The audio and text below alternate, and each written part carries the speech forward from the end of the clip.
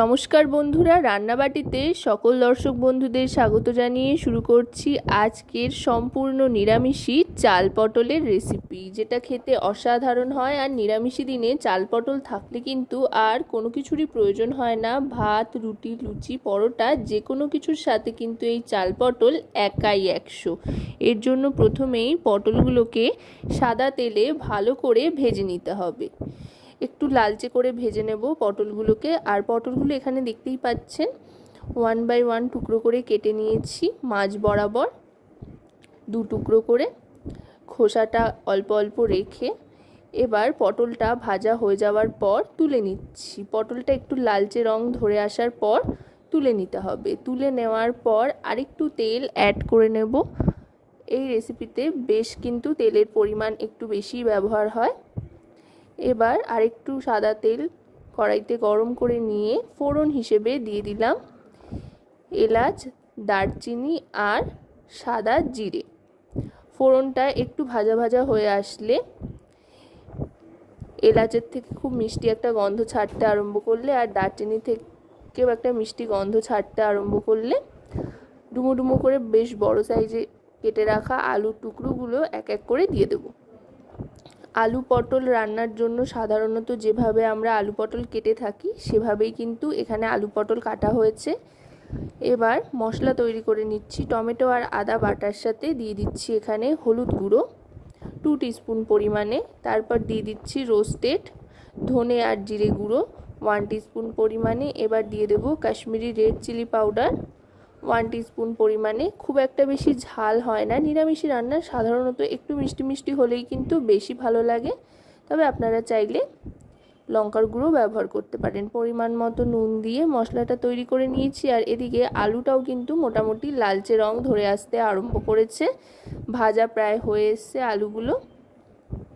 এবার গ্যাসের ফ্লেমটা মিডিয়াম টু লোতে রেখে এতে এক এক করে সমস্ত মশলা দেব। তবে তার আগে দিয়ে দেব ভিজিয়ে রাখা গোবিন্দভোগ চাল। অবশ্যই কিন্তু চাল পটল তৈরির জন্য গোবিন্দভোগ চালই ব্যবহার করবেন। আর গোবিন্দভোগ চাল ভিজিয়ে রাখতে হবে বেশ কিছুক্ষণের জন্য।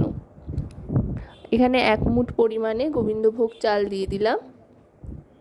এতে করে খুব সুন্দর একটা ফ্লেভার আসে। গোবিন্দভোগ চালের গন্ধ নিয়ে তো কোনো কথাই হবে না, অসাধারণ একটা সুবাস থাকে। এবার দিয়ে দিচ্ছি সমস্ত মশলাগুলো, যেটা টমেটো আর আদা বাটার সাথে মিশিয়ে রেখেছিলাম। আর দিয়ে দিলাম কাঁচা লঙ্কা, 2টো চেরা কাঁচা লঙ্কা দিয়ে এবার সমস্ত মশলার সাথে ভালো করে কষিয়ে নেব। আলুটাও আর একটু নরম হয়ে আসবে ততক্ষণে, আর চালটাও একটু ভাজা ভাজা হয়ে যাবে। চালটা 1 ঘন্টা মতো ভিজিয়ে রাখলেই যথেষ্ট। এবার দিয়ে দিচ্ছি ভেজে রাখা পটলটা। এবার আলু পটল সমস্তটা একসাথে ভালো করে মিশিয়ে নিয়ে গ্যাসের ফ্লেমটা একেবারে লোতে করে দিয়ে জল দিয়ে দেব পরিমাণ মতো আলু পটল সেদ্ধর জন্য। আর তার সাথে সাথে চালটাও সেদ্ধ হয়ে যাবে।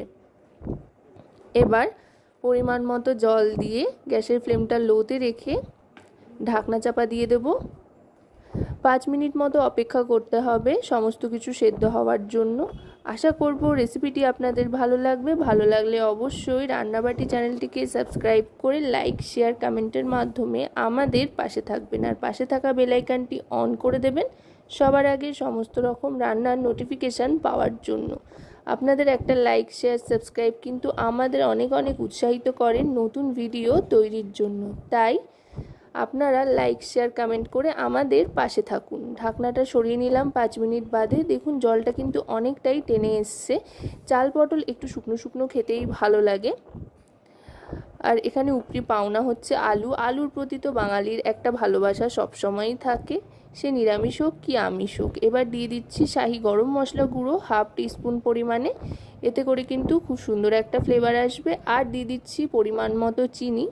চিনি খুব বেশি দিলাম না, এটাও 1/2 টিস্পুন পরিমাণে দিলাম। দিয়ে এবার ভালো করে মিশিয়ে নিচ্ছি। আলু পটল সমস্তটাই নরম হয়ে গিয়েছে আর খুব সুন্দর একটা গন্ধও ছাড়ছে।